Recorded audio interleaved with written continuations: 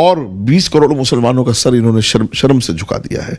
आज भारत का 20 करोड़ मुसलमान अपने आप को अपमानित महसूस कर रहा है, अपने आप को भारत का मुसलमान पछता रहा है। पढ़े लिखे लोग जिनको MBBS बनाया, जिनको डॉक्टर बनाया, जिनको लोगों की जान बचाने के लिए मुंतखब किया, सबब बने लोगों की जान भाई डॉक्टर लोगों की जान बचाने का सबब होता है, तो वो जो लोगों की जान बचाने का सबब था वो जान लेने का सबब बन गया। आगे भी मैं कहता हूं उनको फांसी होनी चाहिए, लेकिन मैं कहता हूं कि वो फांसी होने के बाद भी हिंदुस्तान के किसी कब्रिस्तान में उनकी जगह नहीं होनी चाहिए। उनके खानदान उनके जनाजे लेने से भी मना कर दें, उनको दूर कर दें। ऐसा इबरतनाक अंजाम, हमें ये सब कड़े कदम उठाने होंगे जब जाके दहशतगर्दी मुल्क से खत्म। देश की राजधानी दिल्ली में अब तरीके से एक बम धमाका होता है जिसमें कई लोगों की जान चली गई है।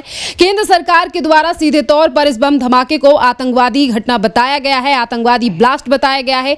एजेंसियां पूरी तरीके से काम कर रही हैं, कई गिरफ्तारियां इस पूरे मामले पर हो चुकी हैं। इस पूरे मामले पर अब विस्तार से बात करते हैं। हमारे साथ मौजूद हैं मुफ्ती वजाहत जी। सर, पहले तो हम बात करेंगे सर कि दिल्ली में जो बम धमाका हुआ है जिसमें कई लोगों की जान गई है, इस पर आप क्या कहेंगे, आपकी क्या प्रतिक्रिया? देखिए, ये एक दहशतगर्दाना हमला है, एक आतंकवादी हमला है और पूरा देश इस वक्त जो है वो दुख की घड़ी में है। ख़ास तौर से मैं देख रहा हूँ कि भारत का मुसलमान इस पर बहुत शर्मिंदा है और विशेष तौर पर ख़ास तौर पर कश्मीरी मुसलमान बहुत शर्मिंदा है। मेरी बहुत लोगों से बात हो रही है, वो बहुत शर्म से उनका सर झुक गया है। कश्मीरी जिस तरह खुलकर जी रहा था पिछले कई सालों से, 370 हटाने के बाद मोदी जी की हुकूमत में जिस तरह बिजनेस, कारोबार, नौकरियां उनको मिली थी, आज उनका सर जो है वो शर्म से झुक गया है। हम इसकी निंदा करते हैं, मजम्मत करते हैं और उम्मीद ये करते हैं कि सरकार शनाख्त करके, इन दहशतगर्दों की पहचान करके, इनको देख करके इनको ऐसी कड़ी सज़ा और इबरतनाक सज़ा देगी। एक बात तो यह है कि भारत में आतंकवाद की, दहशतगर्द की जो घटनाएं हो चुकी हैं उस पर भारत की सरकार हमेशा से बहुत ही स्ट्रॉन्ग जवाब आतंकवादियों को देती रही है। उम्मीद है कि इस बार भी जवाब देगी। लेकिन हमारे लिए दुर्भाग्य की बात यह है कि हमारे घर के अंदर के लोग हैं जो देश को नुकसान, और शर्म से सर मेरा जब झुक गया जब मैं देख रहा हूं कि सब के नाम वो आदिल हैं, वो मोहम्मद फलाह हैं, वो अली फलाह हैं, तो मुझे एक तो मैं बहुत कड़ी निंदा करता हूं, दूसरे ये कि जितने लोग वहाँ शहीद हुए हैं हमारी हमदर्दियाँ उनके साथ हैं, उनके परिवारों के साथ हैं और सरकार भी उनके साथ हमदर्दी कर रही है। हम और तीसरी बात यह है जो बहुत ज़्यादा ज़रूरी है बतानी, कि भारत का मुसलमान इस वक्त इस बात के तनाव में है और इस बात की परेशानी में है कि हमारा पढ़ा लिखा तबका, जिसको हमने पढ़ा लिखा करके करीम समझा है अपनी, जिसको हमने तैयार किया है कि वो किस रास्ते पर जा रहा है। इससे बहुत लोग डिप्रेशन में, बल्कि मैं समझ रहा हूँ कई मेरी समझदार लोगों से बात हो रही है तो वो गमज़दा हैं। और हम लोग, मैं तो ख़ास तौर से बहुत ज़्यादा शर्मसार हूँ। भारत का मुसलमान जितने भी समझदार आदमी हैं वो सब बहुत शर्मिंदा हैं कि इस तरह की हरकत कर रहा है। तो उम्मीद करता हूँ कि सरकार उनकी शनाख्त भी करेगी और उनको कैफर किरदार तक और अंजाम तक भी पहुंचाएगी और ऐसा इबरतनाक अंजाम होगा कि पूरी दुनिया में मिसाल हो जाए कि टेररिस्टों के साथ, आतंकवादियों के साथ, देशद्रोहियों के साथ और दहशतगर्दों के साथ ये सलूक होता है। सवाल उठा रहे हैं कि कहीं ना कहीं बदनाम करने की कोशिश की जा रही है, पर हमारे देश में ही रहने वाले लोगों को आखिरकार देश से इतनी ज्यादा नफरत। देखिए, मैं कहता हूं कि वाकईतन ये नफरत की इंतहा है कि कितने लोग मरे हैं और कितनी घटना हुई है, लेकिन मैं साथ साथ इसमें आपको कुछ चीज़ें याद दिलाता हूं ताकि याददाश्त के तौर पर हमारे व्यूअर्स जो हैं वो देख सकें।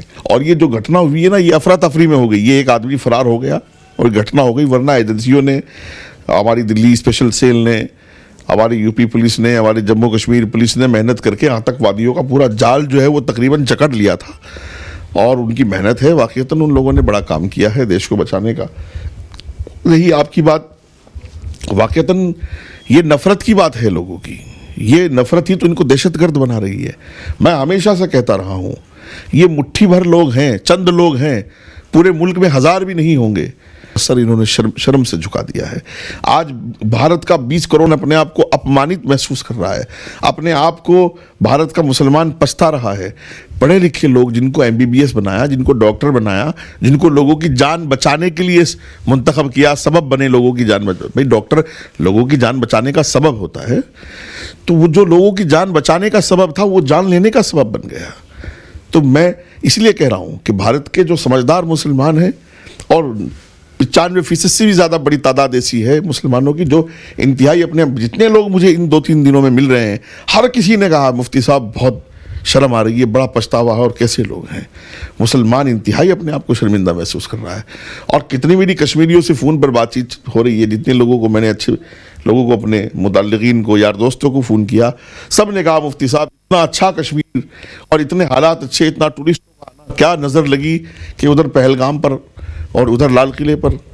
बहरहाल हुकूमत ने, हमारी सरकार ने उस वक्त भी ऑपरेशन सिंदूर करके पूरी दुनिया को बताया कि हम ईंट का जवाब पत्थर से नहीं पूरे पहाड़ों से देंगे। और इस बार भी मुझे उम्मीद है कि इन दहशतगर्दों का जो है इबरतनाक अंजाम होगा, सरकार इनको अधूरा नहीं छोड़ेगी। और एक मैसेज मैं आपके चैनल के माध्यम से और दे दूँ, पूरी दुनिया को बताना चाहता हूँ मैं, ये पूरी दुनिया के लिए पैगाम है, और ख़ास तौर से दुनिया का मुसलमान, दुनिया का क्रिश्चियन, दुनिया का यहूदी इस बात को बहुत ध्यान से सुन ले कि जितने हमारे हम वतन भाई हैं, इस तरह की वारदात में हम दहशतगर्दों की या इस तरह की कोई भी दुनिया में हमारे भारत के लोगों की या हमारे हम वतन लोगों के खिलाफ अगर इस तरह की वारदात करना चाहता है या इस तरह की वारदात से उनको डराना चाहता है, तो हम अपने वतन के भाइयों के साथ खड़े हैं। और हमारे वतन के भाइयों का भी मैं शुक्रगुजार हूँ कि उन्होंने मोहब्बत और भाईचारा बनाने में कोई कसर नहीं छोड़ी है। बहरहाल शर्म के साथ मैं ये अर्ज़ करूँगा कि हम लोग जो हैं भारत को सर्वोपरि समझें, राष्ट्र को सर्वोपरि समझें, और अपने बच्चों की घुट्टी में, उनकी तरबियत में, उनको शुरू दिन से, ये उनकी पैदाइश से लेकर के और लास्ट तक उनकी तरबियत में ये चीज़ डालें कि हमारे लिए नेशन फर्स्ट है, हमारे लिए देश पहले है। वरना फिर यही डॉक्टर आदिल जैसे लोग आएंगे और समाज को फिर से शर्मिंदगी उठानी होगी। और मैं जितने भी ये लोग जो हैं इसमें मुलव्विस हैं, मैं उनके ख़ानदानों से भी अपील करता हूँ कि उनके ख़ानदान ना, उनके कई लोग इसमें मरे आतंकवादी, और आगे भी मैं कहता हूँ उनको फांसी होनी चाहिए। लेकिन मैं कहता हूँ कि वो फांसी होने के बाद भी हिंदुस्तान के किसी कब्रिस्तान में उनकी जगह नहीं होनी चाहिए। उनके ख़ानदान उनके जनाजे लेने से भी मना कर दें, उनको दूर कर दें। ऐसा इबरतनाक अंजाम हमें ये सब कड़े कदम उठाने होंगे जब जाके दहशतगर्दी मुल्क से खत्म होगी। और जिन तमाम लोगों की गिरफ्तारी हुई है यूनिवर्सिटी में, यानी कि अल फलाह यूनिवर्सिटी में ये लोग पढ़ा रहे थे, प्रोफेसर थे, अब तमाम चीज़ें इस यूनिवर्सिटी को लेकर भी निकल कर सामने आ रही हैं कि AAC के द्वारा अब नोटिस दे दिया गया है यूनिवर्सिटी को, और बताया जा रहा है कि किस तरीके से तमाम चीज़ों को छुपाया गया। और जिन प्रोफेसर्स को यहाँ से गिरफ्तार किया गया है, जो दिल्ली ब्लास्ट में शामिल थे, उन्हें कई यूनिवर्सिटी से निकाल दिया गया और उन्हें सभी को यहीं पर जगह क्यों दी गई? इस तरीके की यूनिवर्सिटीज पर क्या एक्शन सरकार को लेना चाहिए सर? अभी तो सिर्फ नोटिस भेजा गया है, बुलडोजर की मांग हो रही है, बुलडोजर पे कार्रवाई। मैं समझता हूं कि इस नाजुक दौर में सर्वेंट रखने के लिए, मुलाजिम रखने के लिए सरकार के, भारत के अपने कानून हैं, उसका अपना पुलिस वेरिफिकेशन है और बहुत सारी चीज़ें होती हैं। अगर अल फलाह यूनिवर्सिटी ने लापरवाही बरती है इस मामले में, और इन तमाम मुलजिम, जितने भी ये मुलजिम वहाँ से गिरफ्तार हो रहे हैं, डॉक्टर्स गिरफ्तार हो रहे हैं, इनको अगर वेरीफाई नहीं किया है कौन है, कहाँ के हैं, वहाँ की पुलिस इनसे अनजान है, वहाँ का स्टाफ, वहाँ का लोकल एजेंसीज इनसे अनजान है, तो इन लोग अल फलाह के खिलाफ भी कार्रवाई होनी चाहिए और कड़ी कार्रवाई होनी चाहिए, ताकि पूरे देश के जितने भी ऐसे इंस्टीट्यूशन हैं, जितने भी इदारे हैं, जितने भी संस्थान हैं, वो किसी छोटे से छोटे, किसी बड़े से बड़े मुलाजिम को भी रखें तो उसको पुलिस हर तरीके से वेरीफाई करके दे, तब रखें, ताकि कोई भी इस तरह गतिविधि का आदमी, कोई भी घटिया आदमी। और दूसरी बात में एक अजीब बात मैं ये देख रहा हूँ कि इंसान की जो सोच, इंसान की जो मेंटलिटी है, वो सामने आ जाती है। क्यों किसी ने उनको परखा नहीं कि ये किस तरह की बातें कर रहे हैं? बहरहाल अब जो हुआ आइंदा उस पर हम लोग ये चाहेंगे कि यूनिवर्सिटीज़, स्कूल्स, इदारे जितने भी हैं वो सब बहुत होशियारी के साथ काम लें, अपने स्टूडेंट्स पर, अपने मुलाजिमों पर, अपने टीचर्स पर, अपने प्रोफेसर्स पर नज़र रखें। और लग रहा है कि जो देखो ये बात शुरू कहाँ से होती है, ये बात शुरू होती है देश के ख़िलाफ़ बातें करना, देश के निज़ाम के ख़िलाफ़ बातें करना, देश के माहौल के ख़िलाफ़ बातें करना, तो आहिस्ता आहिस्ता फिर वो देशद्रोह की तरफ चला जाता है। इसकी शुरुआत जो होती है वो बातों से होती है, फिर वो मन उसका उस तरफ जाता रहता है, और फिर वो जब वो लोग देख लेते हैं, आईएसआई के लोग या दूसरे लोग जो इस तरह की घटना कराते हैं, जब वो देख लेते हैं कि ये अपने देश के खिलाफ बोल रहा है, इसके मन में देश के खिलाफ बहुत सारी बातें हैं, फिर वो उसका आसानी से इस्तेमाल कर लेते हैं। बहरहाल ये आतंकवादी हमला है। और जो आपने अभी पूछा था मेरे से कि ये पढ़े लिखे डॉक्टर्स हैं, आप यकीन जानिएगा मैं इस बात को पहले से कहता हुआ आया हूँ। ओसामा बिन लादेन कुछ कम पढ़ा लिखा नहीं था, अयमन ज़वाहिरी कुछ कम पढ़ा लिखा नहीं था, बगदादी कुछ कम पढ़ा लिखा नहीं था, अभी वो मोहम्मद अशरा जो सीरिया का सदर बन गया वो कुछ कम पढ़ा लिखा नहीं है। और भी बड़े बड़े दहशतगर्दों को मैं आपको बता दूंगा, जो अपने हुती थे सीरिया में, और जो दूसरे लोग थे वो सब बड़े बड़े पढ़े लिखे लोग हैं, कोई मास्टर्स किए हुए था, कोई MBBS था, कोई इंजीनियर था। तो ये बात दिमाग में रखो, आपके ये डॉक्टर हैं दहशतगर्द नहीं बनेंगे। मेंटलिटी, आपकी सोच आपको दहशतगर्दी की तरफ ले जाएगी। और आप डॉक्टर हो, आप मास्टर हो, आपकी सोच आपको दहशतगर्द बनाती है। और दुनिया ने देख लिया है, और दुनिया ने ओसामा को भी देखा, अयमन ज़वाहिरी को भी देखा, बगदादी को भी देखा, और अब डॉक्टर आदिल को भी देख लिया, और डॉक्टर मुज़म्मिल को भी देख लिया है। तो इसलिए मैं कहता हूँ सब पर नज़र रखी जाए, जो देश के खिलाफ बातें कर रहा है उससे कोई नाता ना हो। और मैं बार बार कह रहा हूँ, इनके परिवारों को भी अपना दिल कठोर करके, पत्थर करके इनके खिलाफ खड़ा होना होगा। कोई पैरवी ना करे, कोई वकील ना हो, कोर्ट में एक तरफा इनको सज़ा होनी चाहिए। देश के लिए ये कितने शर्म की बात होगी कि आतंकवादियों के लिए भी वकील खड़ा होगा, और वो उस वक्त वो वकील मानवता की बात कर रहे होते हैं। रात को 2-2, 3-3, 4-4 बजे कोर्ट खुलवा करके, जहां 30-30, 20-20 आदमी ब्लास्ट में मारे गए हों, जहां धर्म के नाम पर पहलगाम में लोगों गई हों, वहां मानवता की बात करके फिर रात को कोर्ट कचहरियां, सुप्रीम कोर्ट, हाई कोर्ट खुलवाते फिरते हैं।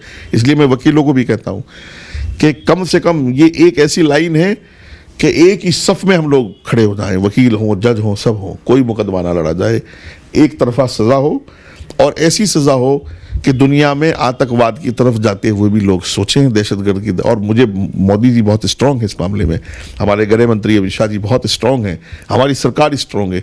मुझे उम्मीद है कि सज़ा भी जल्दी होगी, और जैसी हम लोग मांग कर रहे हैं वैसी होगी। सजा की मांग आप लोगों ने की है सर, इसी के साथ आपने कहा है कि आपको उम्मीद है कि सरकार इस पूरे मामले पर एक्शन लेगी। पर कहीं ना कहीं जहां एक तरफ दिल्ली के लोगों की जान गई है, बेकसूरों की जान गई है, परिवार अभी तक काफी ज्यादा दुख में है, वहीं दूसरी तरफ राजनीतिक पार्टियां लगातार राजनीति करके देश के प्रधानमंत्री से लेकर गृह मंत्री का इस्तीफा मांग रही हैं। देखिए, ये शर्म की बात है हमारे इस देश के लिए। हमारा विपक्ष मजबूत होना चाहिए, है, कोई मसला नहीं है। लेकिन विपक्ष की मजबूती का सवाल ये नहीं है कि वो जब देश का मामला आए तो वो फिर अपनी लकीर छोड़ करके पीछे जा करके खड़ा हो। मैंने कई बार देख लिया है, मैंने ऑपरेशन सिंदूर में भी देखा, पुलवामा में देखा, पहलगाम में, हर जगह देख रहा हूँ कि विपक्ष जो है वो इतनी घटिया राजनीति कर रहा है कि देश के मामले में तो मैंने बताया एक सफ होनी चाहिए, पक्ष विपक्ष कुछ नहीं है। हम सब, मैं कह रहा हूँ, हम सब सबका बड़ा दिल होना चाहिए। कांग्रेस हो, समाजवादी हो, बसपा हो, लोकल क्षेत्रीय पार्टी हो, हम सब प्रधानमंत्री के साथ हैं, हम सब अपने गृह मंत्री के साथ हैं, हम अपनी देश की फोर्सेस के साथ हैं, हम अपने देश के साथ हैं, एजेंसियों के साथ हैं। देश सलामत रहेगा तो पक्ष भी सलामत रहेगा, विपक्ष भी सलामत रहेगा। तो मैं समझता हूँ विपक्ष को इस तरह की घटिया हरकत नहीं करनी चाहिए। सर, इसी के साथ साथ अभी कुछ देर पहले आपने कहा कि एजेंसियों ने जिस तरीके से हमारी एक्शन लिया है, उन्होंने एक बड़ी घटना को टाला है। वहीं दूसरी तरफ अमोनियम नाइट्रेट की बात आ रही है, RDX की बात आ रही है, और जिस तरीके से डॉक्टर उमेद खुद गाड़ी में मौजूद था और उसके बाद वहां बॉम्ब फटा है, तो इस तरीके से लोगों से सतर्क रहने के लिए क्या करना चाहिए? और इसी के साथ साथ सर, दिल्ली में जो बड़ा बम धमाका हुआ है, एज अ दिल्ली वासी आप इसे कैसे फील कर रहे हैं? क्या आपको लगता है कि दिल्ली सुरक्षित है और सबसे सुरक्षित रख लिया जाएगा, या फिर एक बड़ी साजिश को नाकाम कर अब दिल्ली में इस तरीके की घटना नहीं दोहराई जाएगी और एजेंसी और सरकार अब और भी ज्यादा सतर्कता बरतेगी?